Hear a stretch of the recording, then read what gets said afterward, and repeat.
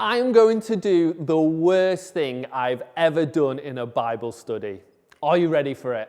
Last month, I was at my mum and dad's house, and they keep everything. And as I was going through this box they had kept for me, I stumbled across this envelope that contained my A-level results in.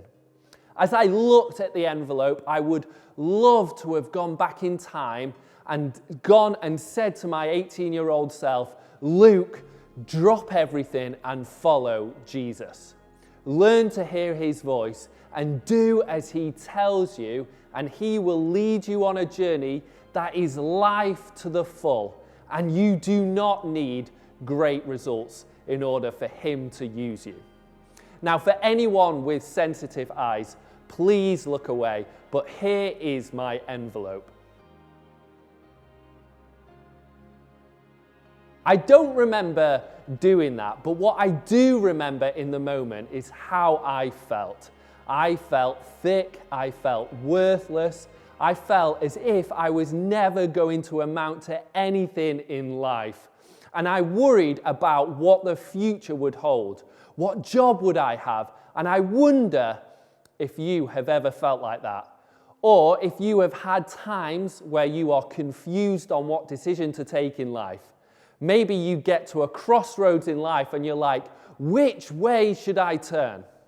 Well, as we look at the next I am statement, I would love to tell you why my life changed when I learned to follow the Good Shepherd's voice.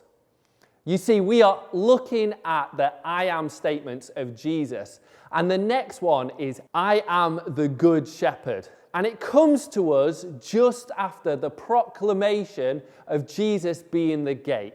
So we're going to pause and read this verse, which is in John 10, and it's verses 11 to 18.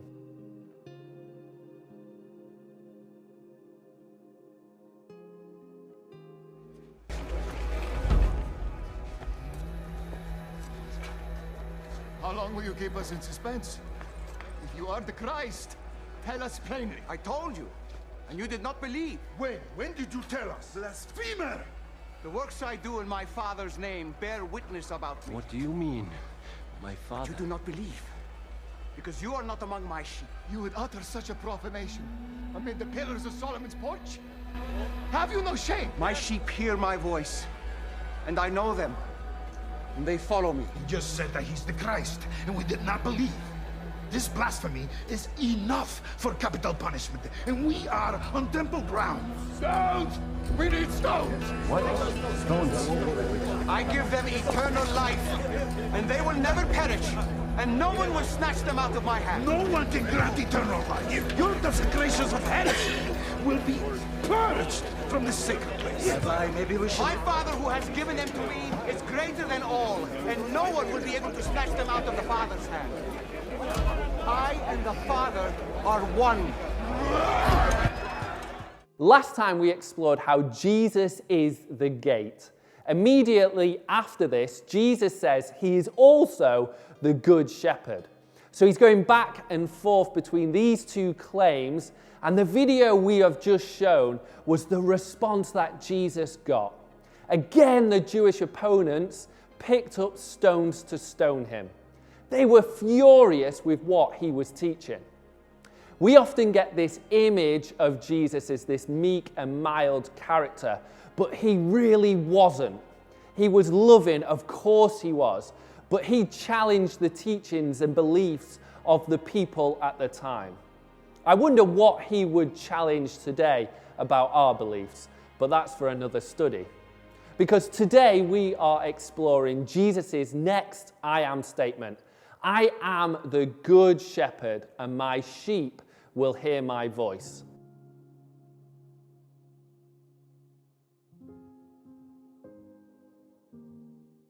We live in a time where there are many people with many different voices. And last time we looked at how even Jesus saying he is the only way to God is enough to get you cancelled in today's culture. It's a statement that will get you accused of being intolerant to other religions and other ideologies. But that's Jesus' claim. He is the only way to relationship with the Father. Now, if I go onto my Instagram account, there are so many people with different truth claims, all promising a perfect life. I have a great school friend who I was in a band with, and he went on to be in the West End, and now he does health and fitness videos. And his account on Instagram has grown and grown and grown to a point where I look at his account and think, man, I would be so much happier if I took his teachings and applied them to my eating and exercise habits. One day I will, but for now, cookies are just too good. And you only have to go on Instagram or TikTok for 2 minutes to see all the different voices and all the different opinions, and they are all claiming to be a way to a happier and more fulfilled life. Now, there's nothing wrong with health and fitness videos. They are great at motivating us, but there are also plenty of voices out there too which give us really bad advice. Advice on sex and dating, body count videos, rating people on a scale of 1 to 10, far-right ideologies that promote hate, Andrew Tate videos that promote misogyny, and time again, we are seeing people becoming radicalized by the voices they listen to. And what society has ended up doing is taking a bit of this teaching and a bit of that teaching and coming up with my truth. And it's not how we follow Jesus.